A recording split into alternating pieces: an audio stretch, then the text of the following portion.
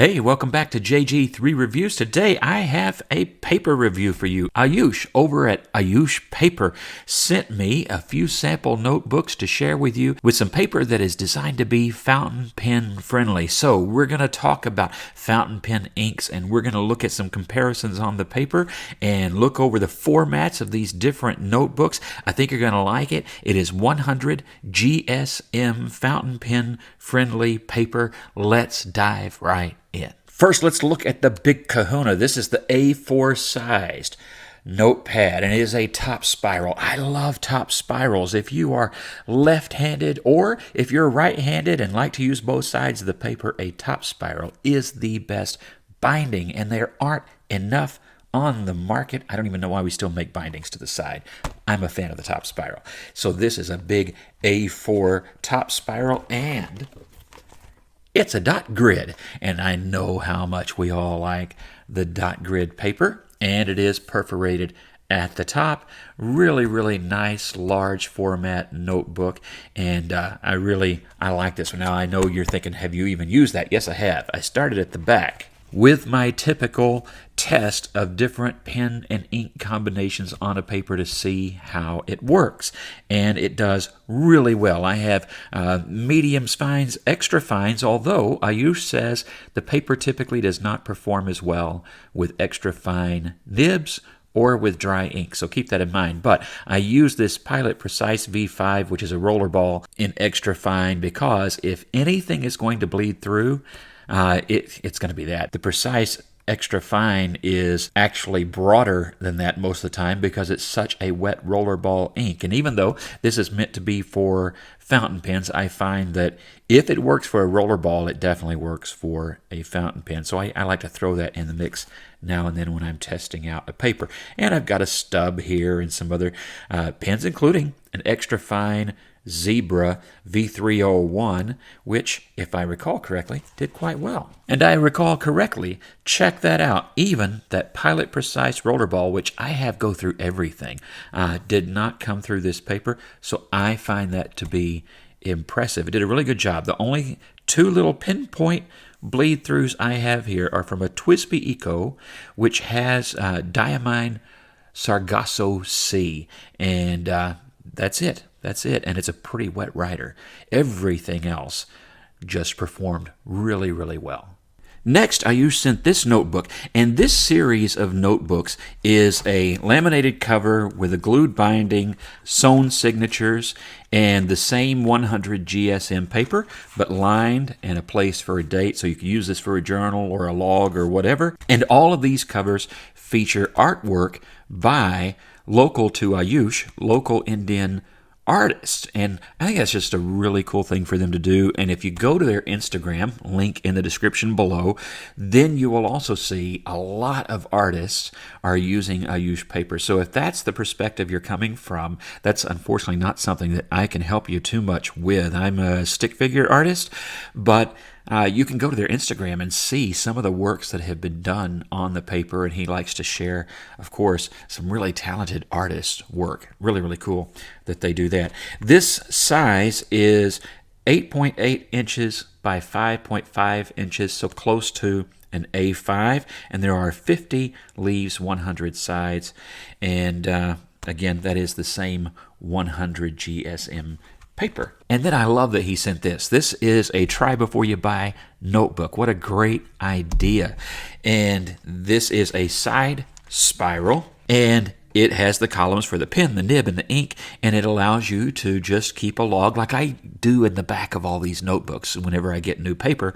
This is just a dedicated notebook for that, which could also double as a notebook for remembering, now what ink did I have in what pen? You know, I have to look that up all the time these days. I've overrun. I used to be able to keep up, but I've overrun my memory on this. And so I refer back to these all the time. And I have quite a variety of pens and inks, although heavy on the blue-greens and blues and greens, right? I noticed that as I was going through this. Anyway, again, we have fines and stubs and mediums and flex and all of that good stuff. And that's part of what I want to show you as we look at this. So the wettest pen on this page, and also an ink that can tend to go through some papers, would be the Noodler's Ahab with a steel flex nib, and it writes very wet. Mine does. Writes very, very wet, and then it's a bleed-through prone ink to some extent, very well saturated. I like that. By the way, the other pen that would come in second here would be the Narwhal Voyage, the New York City one, which is an awesome, smooth nib. They make their nibs in-house. And this is actually, I wrote the wrong ink down the first time. It is Birmingham Pen Company's Cold Steel, which also sometimes goes through some papers that I use. And how did they do? Well, the pens that I just told you about did a little bit of spotting, but those other pens all did fine. You notice that's no issue there whatsoever. And that included things like Pelican Dark Green, Waterman Serenity Blue, Lamy Blue, Pen BBS, Chongqing City, number 233 did fine, Iroshizuku, Konpeki, just a little bit of a spot where I tested the wetness and did the smear there. That was the only thing that went through of those top ones, and then the turquoise went through a little. This Jinhao Black, which goes through things, went through things, and the Cold Steel, everything else did great. But since I did have a few go through, I did a little bit more testing and a little bit more color variety, right? And of these inks, which I'm just going to let you pause and look at those, I'm not going to list them all, these, nothing went through except there's a little bit of a dot right there and a little dot right there. This is Lexington Gray, which sometimes goes through, and it was really wet on that bobby nib. And this is where I did a little bit of flex writing with the fine flex in the Gravitas entry, and that was Birmingham Fountain Turquoise. And let me just say, that's a bleeder sometimes. I love that ink. But it does go through some papers, and the only thing that went through is where that line was thick and wet. As I flexed, everything else went just fine. Another ink that sometimes goes through is this Noodler's Midnight Blue, and it didn't at all.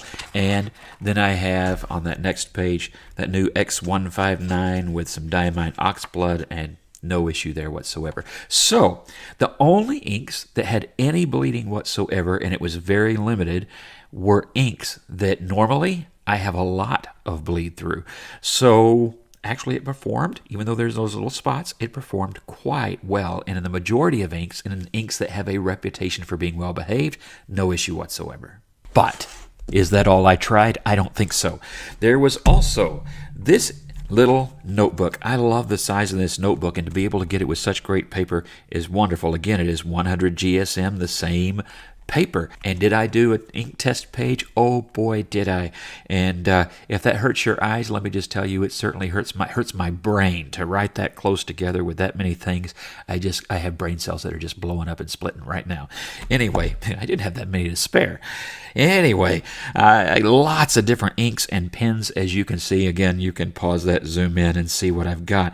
But just a tremendous variety with inks that I know do well and inks that I know don't usually do that well. And of the bleeders on this page, of course, you have again that Lexington Gray, which is just a sometimes bleeder. Love that gray ink. And let's see, sometimes Konpeki goes through things. This Jinhao Blue typically goes through a lot of things. And that Twisby Swipe, which I think I did that for fun with the misspell. I don't know what was going through my mind. But the Twisby Swipe is a very wet writer, and love the shading.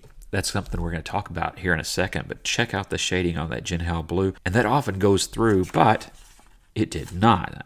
I see only one thing, it looks like, as I go down that page. Here's a Mysterious Blue from Waterman, Chongqing City again, Konpeki again. Noodler's Ahab down here at the bottom, which is a wet bleeder. But what went through? Anything go through? One.